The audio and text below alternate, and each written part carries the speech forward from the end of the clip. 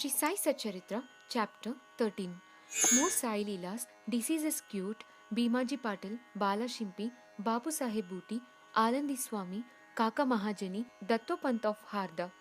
The inscrutable power of Maya. Baba's words were always short, pitty, deep, full of meaning, efficient, and well balanced. He was ever content and never cared for anything. He said, "Though I have become a fakir, have no house or wife, and though leaving off all cares, I have stayed at one place, the inevitable Maya teases me often. Though I have forgot myself, I cannot forget her. She always envelops me. This Maya of the Lord teases God, Brahma, and others. Then what to speak of a poor fakir like me? Those who take refuge in the Lord will be freed from her clutches with His grace." In such terms, Baba spoke about the power of Maya.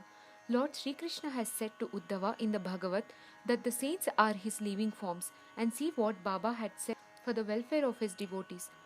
"Those who are fortunate and whose demerits have vanished, take to my worship. If you always say Sai Sai, I shall take you over the seven seas.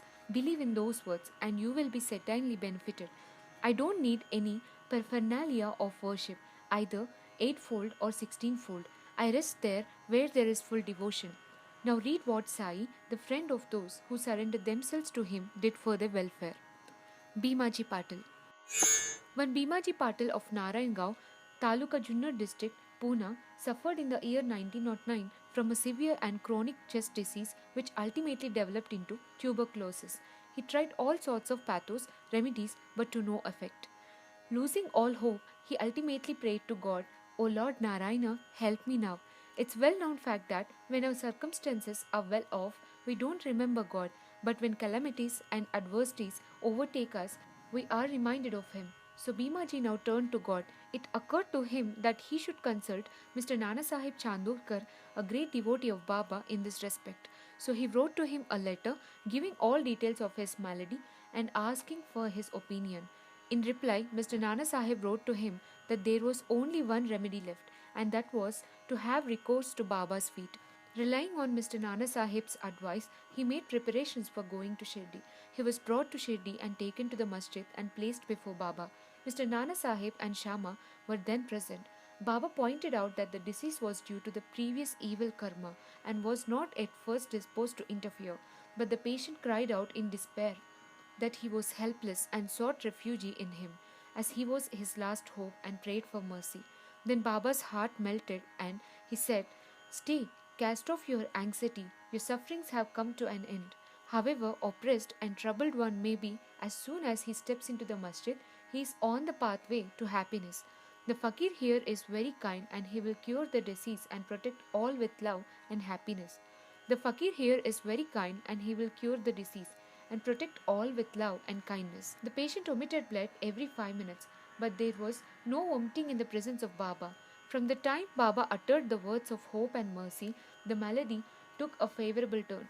Baba asked him to stay in Bhima Bai's house, which was not a convenient and healthy place, but Baba's order had to be obeyed.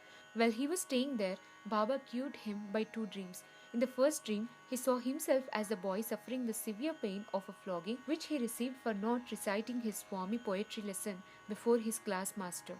In the second dream, someone caused him intense pain and torture by rolling a stone up and down over his chest. With the pain thus suffered in dream, his cure was complete and he went home.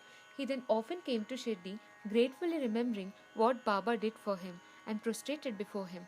Baba also didn't expect anything from devotees, but grateful remembrance, unchanging faith and devotion.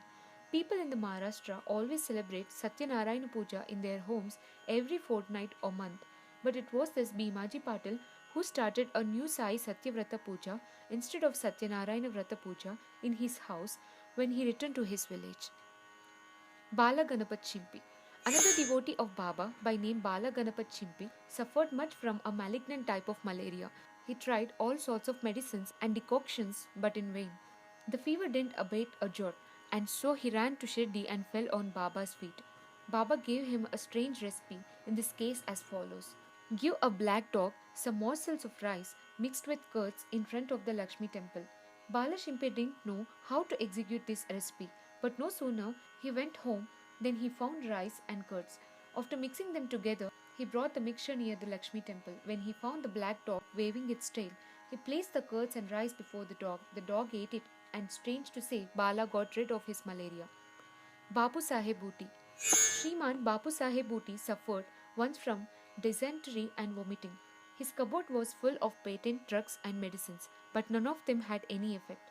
Bapu Saheb got very weak on account of purgings and vomitings and therefore was not able to go to the masjid for Baba's darshana. Baba then sent for him and made him sit before him and said, "Now take care, you shouldn't purge any more." And waving his index finger, "The vomiting must also stop. Now look at the force of Baba's words." Both the melodies took to their heels and Booty felt well. On another occasion, he had an attack of cholera and suffered from severe thirst. Dr. Pillai tried all sorts of remedies but could give him no relief. Then he went to Baba and consulted him as what to drink that would allay his thirst and cure the disease. Baba prescribed an infusion of almonds, walnuts, pistachio, a kind of dry fruit boiled in sugared milk.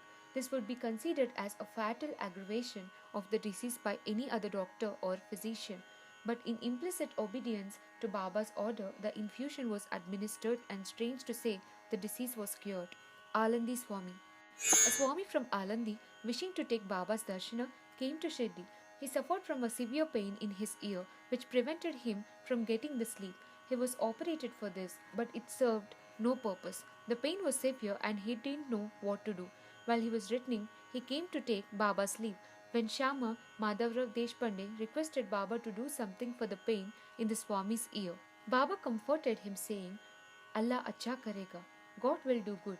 The Swami then returned to Pune and after a week sent a letter to Shirdi, stating that the pain in his ear had subsided though the swelling was there, and in order to get the swelling removed, he went to Bombay for operation. But the surgeon, on examining the ear, said that no operation was then necessary. Such was the wonderful effect of Baba's words. Kaka Mahajani. Another devotee named Kaka Mahajani suffered once from diarrhea. In order that there should be no break in his services to Baba, Kaka kept a tambia pot with water in some corner of the masjid, and whenever there was a call, he would go out. As Sai Baba knew everything, Kaka didn't inform him of his disease, thinking that Baba would of his own cure it soon. The work of constructing the pavement in front of the masjid was permitted by Baba, but when the actual work was begun, Baba got wild and shouted loudly.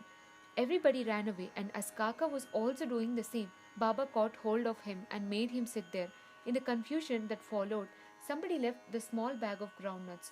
Baba took a handful of groundnuts, rubbed them in his hands, blew away the skins, and gave the clean nuts to Kaka and made him eat them.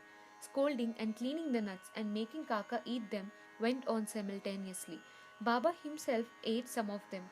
Then when the bag was finished, Baba asked him to fetch water as he felt thirsty. Kaka brought a pitcher full of water. Then Baba drank some water and made Kaka also drink it. Baba then said, "Now your diarrhea has stopped and you may attend to the work of the pavement." In the meanwhile, other persons who had run away returned and started the work, and Kaka, whose motions had stopped, also joined them. Are groundnuts medicine for diarrhea? According to current medical opinion, groundnuts would aggravate the disease and not cure it.